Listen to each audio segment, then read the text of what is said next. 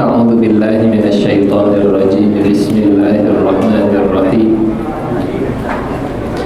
السلام عليكم ورحمة الله وبركاته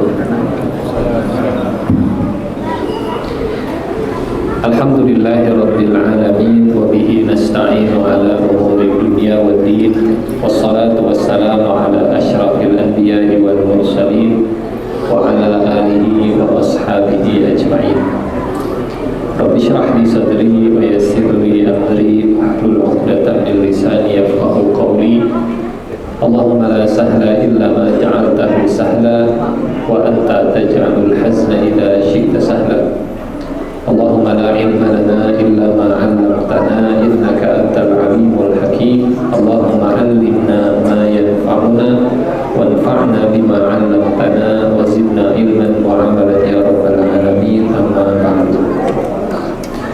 Hadirin jamaah salat isya, salat tarawih dan jamaah iktikaf mungkin ya. Malam ini kita masuk malam ke-21 Ramadan, mulai babak final sepertiga terakhir ya, di bulan Ramadan. Dan sebagian ulama tafsir banyak yang mengomentari ayat walayalin ashr dalam surat Al-Fajr.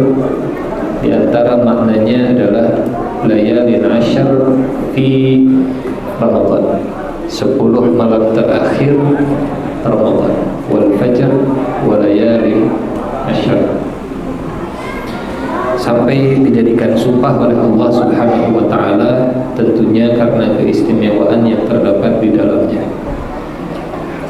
Dan yang istimewa yang sedang kita kejar, yang kita inginkan adalah Allah memberi bonus Lailatul Qadar. Dan menjadi rahasia Allah Subhanahu wa taala kapan Lailatul Qadar itu. Mungkin malam ini, mungkin besok. Tadi hujan, ya semoga bisa jadi pertanda juga. Seandainya malam ini, semoga hadir dan duduknya kita di majelis ilmu ini dicatat sebagai kebaikan yang nilainya lebih dari 1000 bulan. Khairum min alfi syahr. Supaya lebih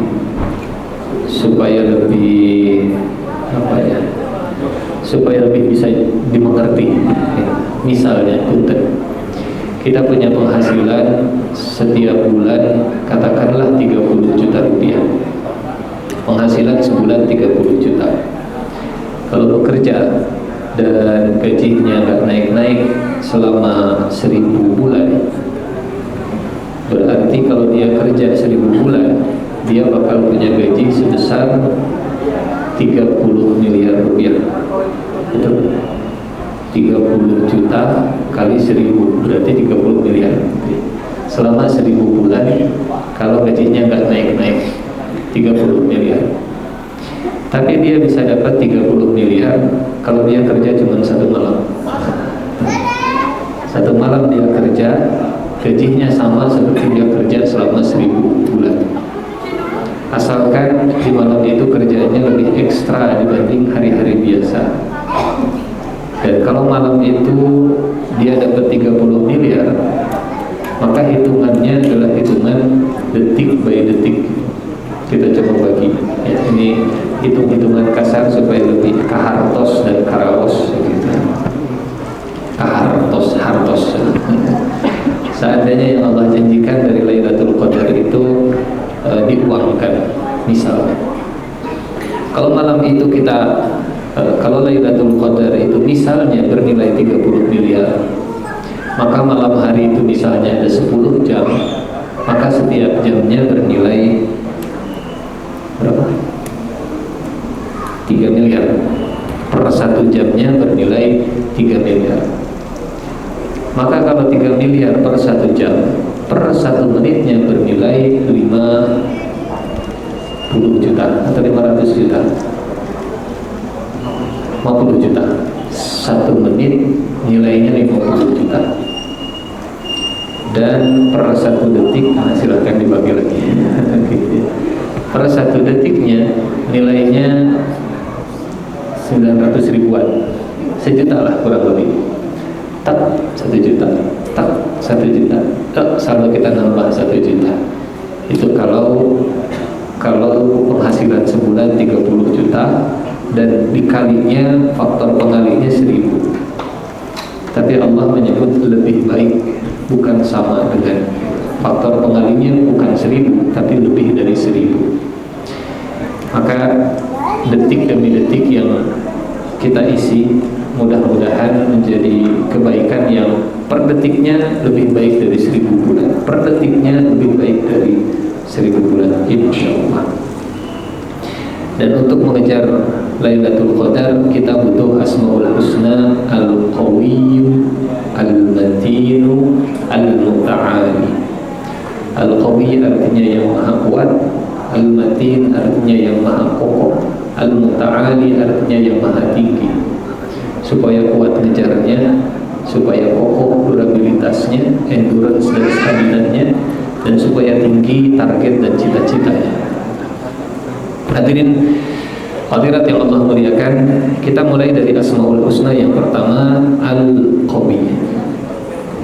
Di dalam Al-Quran Allah subhanahu wa ta'ala menyebut beberapa kali Asmaul Husna Al-Qawi.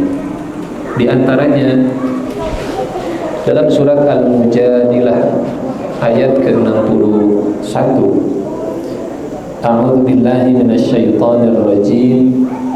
Kataballahu la aghlibanna ana wa rusuli innallaha qawiyyun aziz. Al-Mujadilah ayat 21. Allah telah menetapkan, kataba ya artinya ketetapan. Kita sampaikan di pertemuan sebelumnya bahwa kataba yaktubu memang kalau diterjemahkan sekarang menulis. Tapi menulis itu maknanya menulis sesuatu yang sudah tetap. Orang zaman dulu kalau menulis itu di atas batu, di kulit. Apa yang mereka tulis itu sesuatu yang sifatnya sudah permanen dan nggak akan diubah-ubah lagi. Padanannya kalau kita hari ini seperti spanduk, ya sudah fix desainnya, sudah nggak akan ada perubahan, nggak. Sudah bisa di print sekarang, bisa. Nah, itu namanya kataba yaktubu gitu. Yang ditulis adalah yang sudah tetap dan tidak akan ada perubahan lagi. Sehingga kataba atau kutiba juga bisa dimaknai telah ditetapkan. Ya ayyuhalladzina amanu kutiba alaikumusiyam. Wahai orang yang beriman, telah ditetapkan kepada kalian dalam sebuah tulisan di kitab ini. Ini makna kataba secara bahasa. Kataballahu, Allah telah menetapkan, la aghlibanna ana, bahwa saya benar-benar akan menang, wa rusuli, dan utusan-utusan saya. Kenapa Allah menetapkan pasti akan menang? Innallaha qawiyyun aziz. Karena Allah maha kuat dan Allah maha perkasa, aziz. Hadirin yang Allah muliakan, Allah Al-Qawi. Tidak ada yang lebih kuat dari Allah subhanahu wa ta'ala, dan sumber segala kekuatan adalah Allah subhanahu wa ta'ala. Manusia banyak yang lemah, ada juga yang dititipkan sedikit kekuatan oleh Allah subhanahu wa ta'ala. Yang kadang titipan sedikit kekuatan ini membuat sebagian manusia yang lupa kalau itu adalah titipan, kemudian mereka menantang Allah subhanahu wa ta'ala. Kata orang-orang yang dititipkan kekuatan, ini kalimatnya sangat arogan sekali. Kata kaumnya Nabi Hud dalam Al-Quran surat Fussilat ayat ke-15. Fussilat ayat ke-15. Fa'amma 'ad fastakbaru fil ardi bighairil haqqi wa qalu man asyaddu minna quwwah. Adapun kaum 'Ad, maka mereka sombong dan merasa besar di muka bumi tanpa hak. Mereka tidak punya hak untuk sombong. Wa qalu, kemudian mereka memberikan statement di media massa.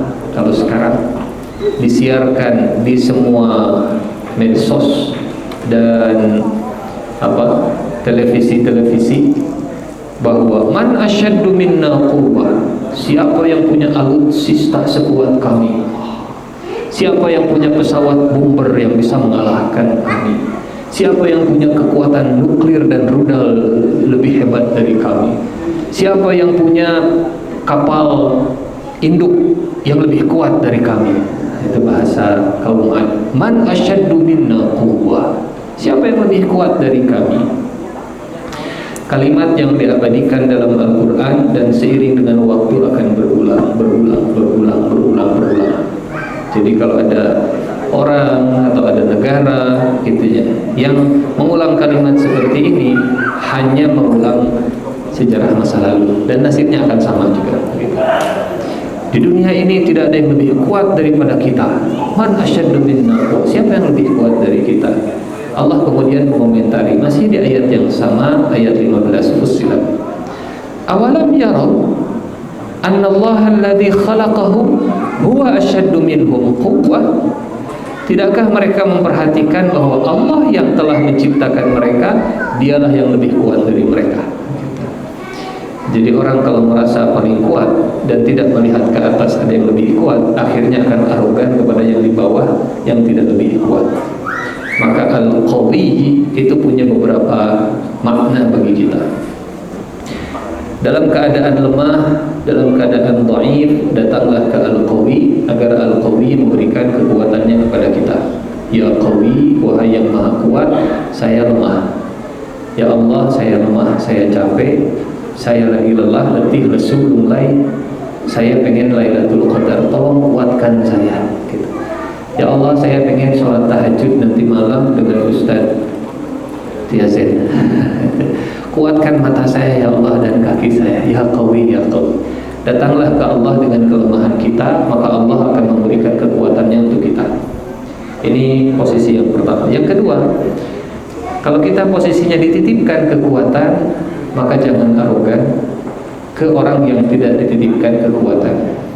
Kalau Allah menitipkan kekuatan fisik kepada kita, maka lindungi orang-orang yang lemah.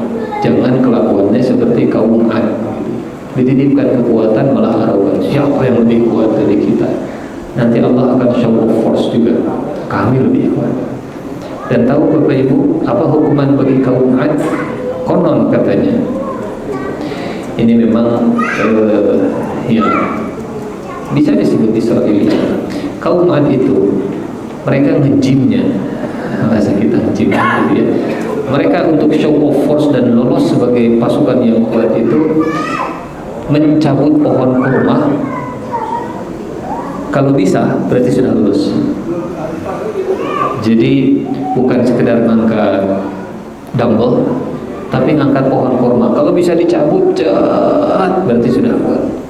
Latihannya mencabut pohon kurma. Maka Allah Subhanahu wa ta'ala menghukum kaum Ad dengan perumpamaan mereka seperti pohon kurma yang batangnya dengan daun-daunannya itu lepas gitu. Jadi hukuman itu akan sama dengan apa?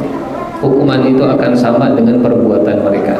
Dan ini Allah abadikan dalam surat Al-Ma'arij ya. Dalam surat Al-Ma'arij. Bukan surat Al-Ma'arij, Al-Haqqah. Nah, betul, dalam surat Al-Haqqah. A'udzu billahi minasyaitonir rajim. Dalam surat Al-Haqqah, wa amma 'ad fa uhliku birihin sarsarin 'atiyah. Kaum Ad mereka dihancurkan dengan angin dingin ya, yang sangat kencang, bertiup dengan sangat kencang, sudah dingin kencang. Sakharaha alaihim sab'a layali wa thamaniyata ayyamin husuma. Angin ini bertiup selama 7 malam dan 8 hari terus menerus. Fataral qauma fiha sar'a, maka setelah itu kalian melihat kaum Ad mati bergelimpangan, ka'annahum a'jazu nakhlin khawiyah, seperti seakan-akan kaum Ad ini tunggul pohon kurma yang telah kosong atau telah lapuk. Jadi maka Allah ganti, Allah balas juga dengan hal yang sama. Dan nabi mereka, Nabi Hud itu diberikan mukjizat oleh Allah, kekuatan juga. Sehingga kata Nabi Hud, fakiduni jami'an thumma la tunzirun. Kalau kalian memang merasa kuat, kalau kalian memang merasa hebat, gitu, keroyok saya, serang saya. Dalam surat Hud ayat ke-55. Kata Nabi Hud, kata kaumnya, inna qulu illa taraka ba'du alihatina bisu. Qala inni ushhidullah wa ashhadu anni bari'un mimma tusyrikuna min duni fakiduni jami'an thumma la tunzirun inni tawakkaltu 'ala Allahi rabbi wa rabbikum. Sebab itu seranglah aku, ya, keroyok aku, silahkan. Kalian merasa kuat, lawan saya. Jadi ada nabi yang nantang kaumnya. Saat kaumnya itu merasa paling hebat dan paling kuat ototnya, kata nabi, gelut jeung mamang ka dieu. Dan Nabi Muhammad SAW pernah ada di posisi yang sama. Ini saya belum tentu bisa mengamalkan gitu. Misalnya ada preman ngajak saya ngaji, nya gelut heula jeung saya. Lamun Pak Ustaz bisa ngerekeun saya rek ngaji. Kayak itu kauman. Rasulullah pernah dibegitukan oleh Rukanah. Rukanah itu pegulat handal, nantang Rasulullah, dan Rasulullah mengalahkan Rukanah berkali-kali. Bagaimana mengamalkan al-qawi? Hadirat yang Allah muliakan, ada hadis Rasulullah SAW yang menyatakan bahwa Allah mencintai mukmin yang kuat. Al-mu'min al-qawi khairun wa ahabbu ilallah. Mukmin yang kuat lebih baik dan lebih dicintai oleh Allah dari mukmin yang lemah, meskipun keduanya ada kebaikannya. Maka mudah-mudahan kita punya potensi yang terus diasah. Saya kuatnya di sini di matematika, saya kuatnya di sini di komputer, saya kuatnya di harta. Maka Ustaz, saya juga kuat apa? Kuat tidur. Tidak lagi itu ya. Kuat. Yang kedua, hadirin hadirat yang Allah muliakan, Asmaul Husna yang kedua adalah Al-Matin. Asmaul Husna Al-Matin dalam Al-Quran hanya disebut satu kali di surat Al-Dhariyat ayat ke-58. Innallaha huwar razzaqu dzul quwwatil matin. Sesungguhnya Allah, dialah sang maha pemberi rizki, pemilik kekuatan, Al-Matin. Al-Matin yang sangat kokoh. Apa itu Al-Matin? Hadirin yang Allah muliakan, visualisasinya untuk menggambarkan Al-Matin, untuk memahami Al-Matin, kita lihat di surat yang lain. Allah menggunakan kata matin itu untuk tali yang diulur, walaupun panjang, tapi dia nggak putus. Jadi kadang ada tali yang terbentang terlalu panjang, tegang, dan akhirnya gampang putus. Ya, karet misalnya, karet kuat, tapi kalau tarik, makin lama makin tipis dan akhirnya gampang putus. Secara bahasa, matin itu kokoh, nggak gampang putus, walaupun talinya ditarik panjang. Jadi kalau kita lihat dalam surat Al-A'raf, misalnya Al-A'raf ayat ke-183 atau surat Al-Qalam ayat 45. Ini karena ayatnya sama. Wa umli lahum inna kaidi matin. Wa umli lahum, dan aku memberi tangguh kepada mereka. Amla yumli dalam bahasa Arab itu orang yang mengulur. Seperti pun ilustrasinya seekor anjing yang lehernya diikat, kemudian talinya diulur sama majikan. Anjingnya kabur, lari, diulur terus, umli. Dan awalnya anjing ini kabur cuma pelan-pelan sambil nengok ke belakang ke majikannya. Kok nggak ditarik? Kok malah dibiarkan? Lari lagi anjingnya, nengok lagi ke belakang. Kok gak ditarik? Kok dibiarkan? Akhirnya lari kenceng, menganggap bahwa dia bisa lari dari majikannya. Padahal lehernya itu keikat tali dan ujung talinya itu dipegang oleh majikan. Anjingnya merasa saya bisa bebas, saya bisa kabur dari majikan, saya bisa leluasa, saya bisa merdeka dari majikan saya. Tapi dia nggak sadar lehernya itu terikat tali, dan talinya makin lama, makin kenceng dia larinya. Kalau sudah habis waktunya, makin kecekek lehernya. Itu namanya wa umli lahu inna kaili matin. Ini talinya kalau ketarik, bukan talinya yang putus, tapi orangnya yang akan kecekek, atau anjingnya yang akan kecekek sendiri. Dan aku memberi tangguh kepada mereka, sesungguhnya rencanaku amat tangguh. Sesungguhnya tali yang aku ulurkan kepada mereka itu sangat kokoh dan tidak akan putus. Ini visualisasi al-matin di dalam Al-Quran. Jadi apa maknanya Allah al-matin? Allah yang maha kokoh, ya.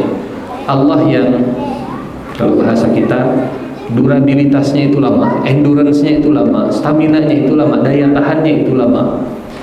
Walaupun tali itu terus diulur dan panjang, gak akan putus-putus.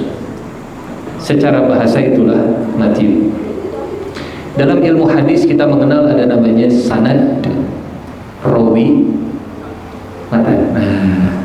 Sama akar katanya. Sanad itu chain-nya, ya, yang menghubungkan antara rawi dengan Nabi Muhammad SAW. Cerita ini dari si fulan, dari si fulan, dari si fulan, dari si fulan. Rantai penyampai pesannya disebut sanad. Ujungnya yang menceritakan disebut rawi.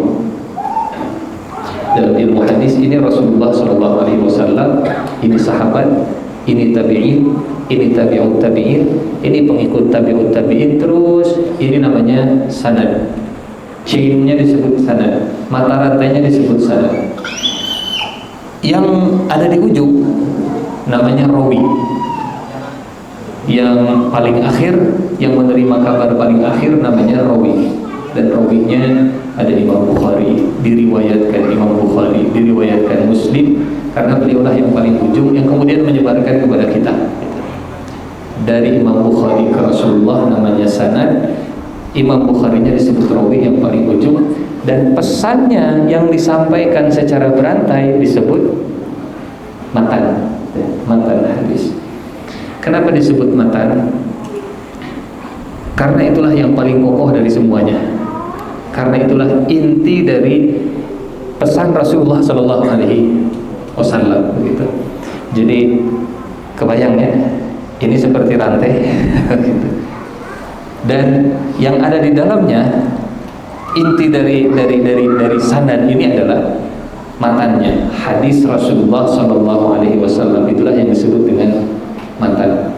Allah al-matin, Allah yang maha kokoh. Hadirin yang Allah muliakan, hubungannya dengan kita, biasanya al-matan atau al-matin ini dikaitkan dengan apa bahasa kita sekarang, kuat dalam memegang prinsip dan tidak gampang berubah dalam jangka waktu yang panjang. Mungkin kalau talinya masih pendek, mungkin kalau durasinya masih pendek, dia masih kokoh.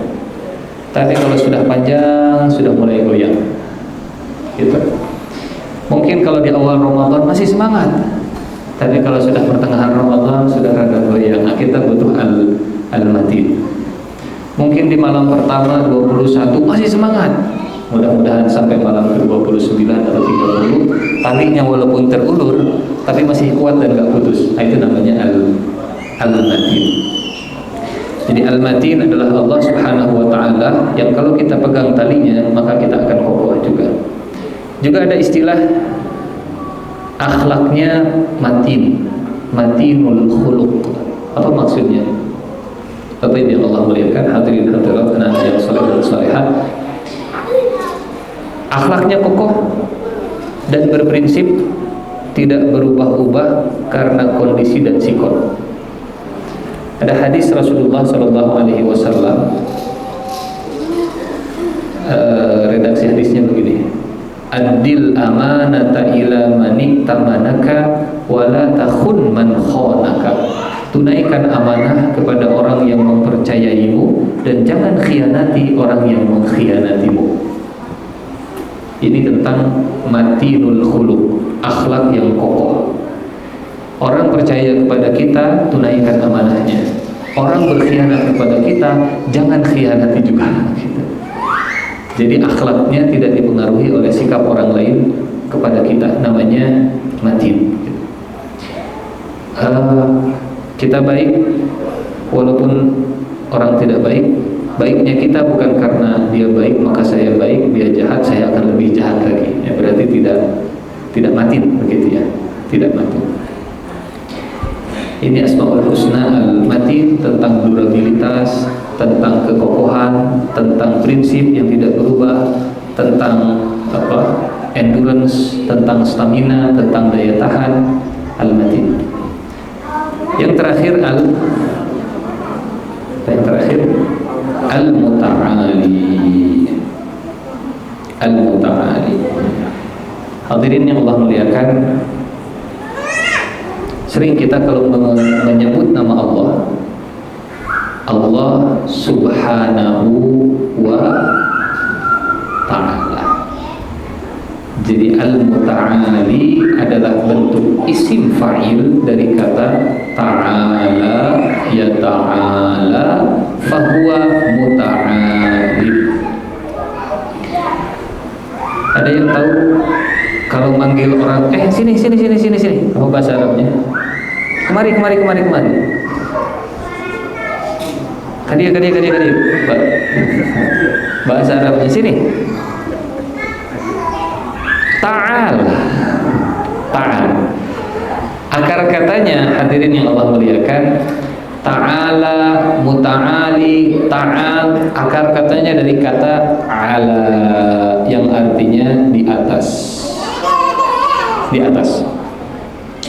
Jadi Allahumma sholli ala Muhammad, semoga salawat ke atas Rasulullah. Jadi ala itu artinya di atas. Dan setiap kali kita sujud, kita menyebut Asmaul Husna ini. Subhana rabbiyal a'la, maha suci Allah yang maha tinggi. Begitu. Dalam Al-Quran Allah menggunakan Al-Muta'ali, memang tidak disebut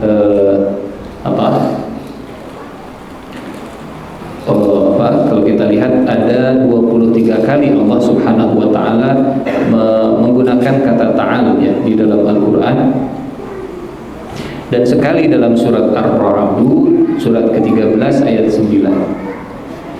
Alimul ghaibi wasyahadatil kabirul muta'al. Allah yang maha mengetahui semua yang gaib dan yang nampak. Allah yang maha besar lagi maha tinggi. Satu-satunya Al-Muta'ali disebut di dalam Al-Quran surat ke-13 ayat ke-9.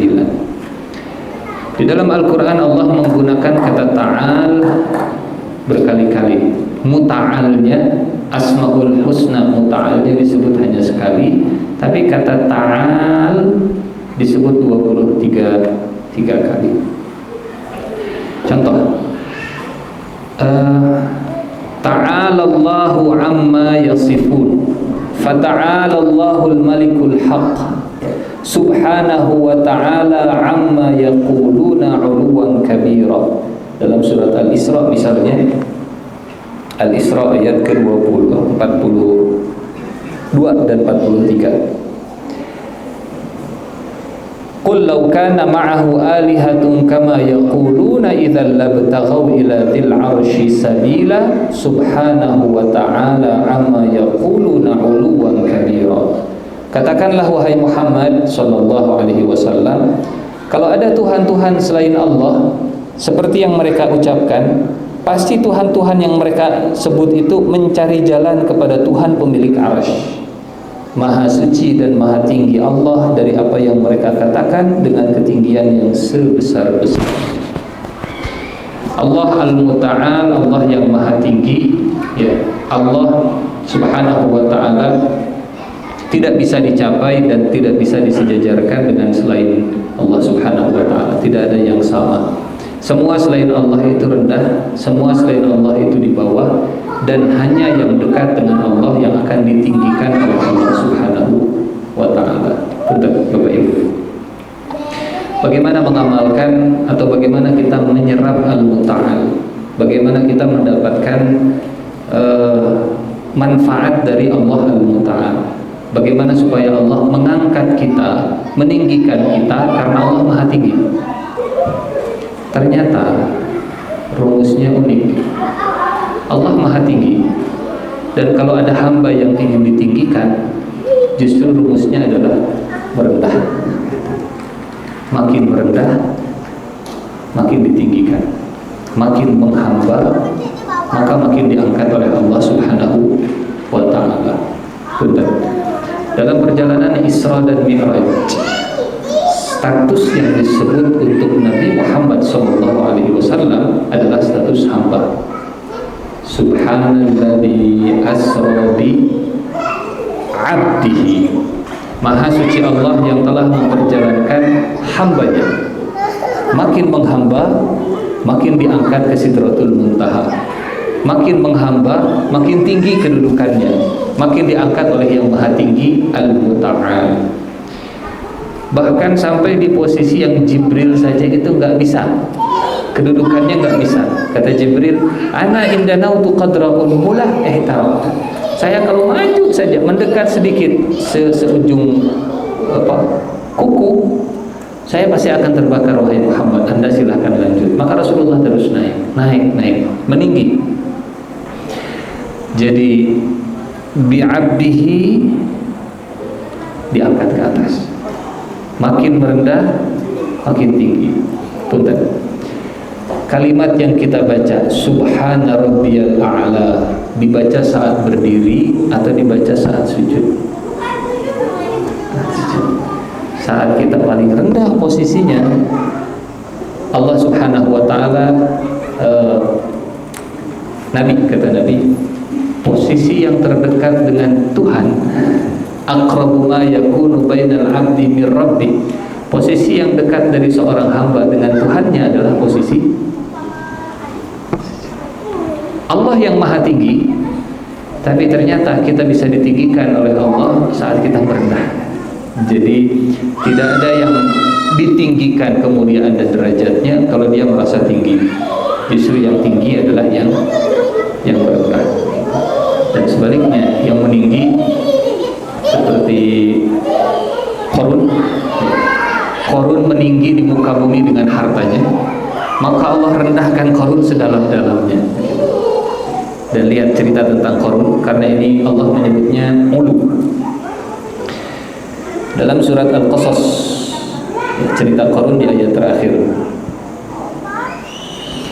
Wa asbahal ladzina tamannaw makanahu bil amsi yaquluna wa ka'anna Allah yabsutur rizqa liman yasha'u min ibadihi wa yaqdir laula amanna Allah la khasafa bina wa ka'annahu la yuflihul kafirun tilka darul akhiratu naj'aluha lil ladzina la yuriduna 'uluwan fil ardi wala fasada wal 'aqibatu lil muttaqin. Saat Qarun dibenamkan kemarin, ada orang-orang yang bilang, oh enak ya jadi Qarun. Waktu Qarun flexing, waktu Qarun pamer hartanya, banyak orang yang andai saya seperti Qarun. Tapi saat Qarun dibenamkan, mereka yang ingin seperti Qarun kemarin, mereka komentar begini, mana? Dan jadilah orang-orang yang kemarin bercita-cita seperti Qarun berkata, benarlah Allah melapangkan rezeki bagi siapa yang Allah kehendaki hambanya dan menyempitkannya. Kalau Allah tidak melimpahkan karunia-Nya kepada kita, kita juga akan dibenamkan juga. Jadi kata mereka, karunia Allah kepada kita adalah kita tidak seperti Qarun dalam hartanya. Dan kata mereka, beruntunglah, ya, aduh benarlah, tidak beruntung orang-orang yang mengingkari nikmat Allah. Kemudian ayat 83 penutup kisah Qarun. Negeri akhirat itu kami jadikan untuk orang-orang yang tidak ingin meninggi di muka bumi dan berbuat kerusakan, dan kesudahan yang baik bagi orang yang bertakwa.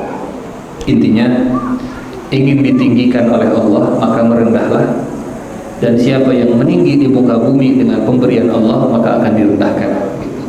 Meninggi dengan harta maka direndahkan sampai dibenarkan seperti Qarun. Meninggi seperti Fir'aun. Apa kata Fir'aun? Ana rabbukumul a'la. Saya Tuhan kalian yang paling tinggi. Kenapa Fir'aun mengatakan begitu? Penduduk Mesir, kalian bisa hidup itu karena dari sungai Nil. Dan kalian tahu sungai Nil ini mengalir di bawah kaki saya. Alaysa li mulku Misr wa hadhil anharu tajri min tahti. Bukankah kerajaan Mesir milik saya dan sungai Nil mengalir di bawah kaki saya? Kalian bisa hidup dari sungai Nil di bawah kaki saya. Maka saya lebih tinggi dari kalian semua. Meninggi dengan kuasanya maka direndahkan sedalam-dalamnya, dibenamkan sampai pada selesai. Allah al-Muta'al, hanya Allah yang tinggi, maka yang merendah yang akan ditinggikan. Wallahu a'lam bissawab. Ini mungkin pertemuan terakhir saya dalam kajian Asmaul Husna, tapi kajian ini insyaallah akan terus berlanjut dengan ustaz yang lain. Mudah-mudahan apa yang kita sampaikan jadi amal saleh, jadi amal jariah untuk kita semua insyaallah. Sebelum ditutup, ada yang mau didiskusikan atau ditanyakan? Mangga silakan. Alhamdulillahirobbilalamin. Silakan apabila ada pertanyaan dari jawab.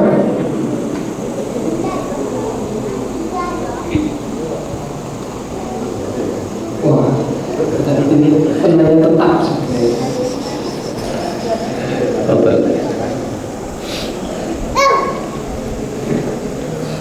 Membahas kembali as-safat 190. Subhanallah berarti bisa diambil sedikit. Terus nikmatnya dilanjutkan masalah al-salam itu nikmatnya segala macam. Baik. As-Saffat ayat terakhir yang dulu. Ayat yang masalah al-salam itu nikmatnya segala. Baik, bismillahirrahmanirrahim. Kalau kita lihat isi dari surat As-Saffat, itu cerita Nabi semua. Dan ceritanya cerita tentang keselamatan nabi-nabi tersebut dari murka Allah yang diturunkan kepada kaum mereka. Ya. Jadi wanajjaina kami selamatkan sehingga ditutup ayatnya, ya, ditutup ayatnya dengan wassalamun alal mursalin walhamdulillahi rabbil alamin. Punten. Bolehkah mengucapkan alhamdulillah atas kehancuran orang-orang yang zalim? Bolehkah mengucapkan alhamdulillah atas keselamatan orang-orang saleh?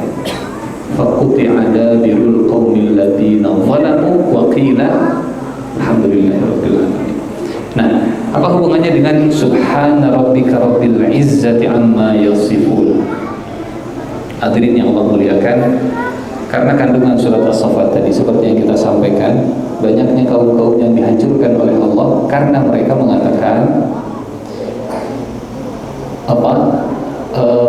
Allah ini punya saingan, Allah itu punya ya, mereka berbuat syirik kepada Allah Subhanahu wa taala. Maka Allah tegaskan subhana rabbika rabbil izzati amma yasifun. Maha suci Allah dari semua yang mereka sebutkan. Mereka memberi sifat kepada Allah dengan sifat yang tidak layak, dan Allah lebih suci dari itu semua. Kemudian Allah menyelamatkan al-mursalin karena mereka mensucikan Allah Subhanahu wa taala. Adapun selain para nabi, mereka dibinasakan, dan alhamdulillah. Alhamdulillah. Jadi konteks surat As-Saffat sendiri atau konteks surat secara umum, antara pembuka dengan penutup itu pasti akan sambung menjadi menjadi satu. Allah sangat presisi dalam memilih setiap ayat, dalam memilih setiap kata, dan bahkan ceritanya sama, kosakatanya itu bisa berbeda. Karena ini nuansanya berbeda dengan nuansa di surat yang lain begitu. Wallahu a'lam. Wallahu a'lam bishawab. Kalau ada lagi.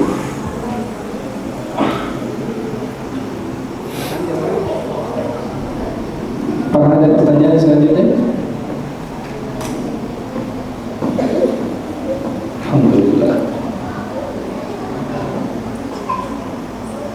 Cukup. Tidak ada Ustaz. Silakan Ustaz. Kalau tidak ada, kita cukupkan dengan membaca doa kifaratul majlis. Subhanakallahumma wa bihamdika asyhadu an la ilaha illa anta astaghfiruka wa atubu ilaik. Assalamualaikum warahmatullahi wabarakatuh.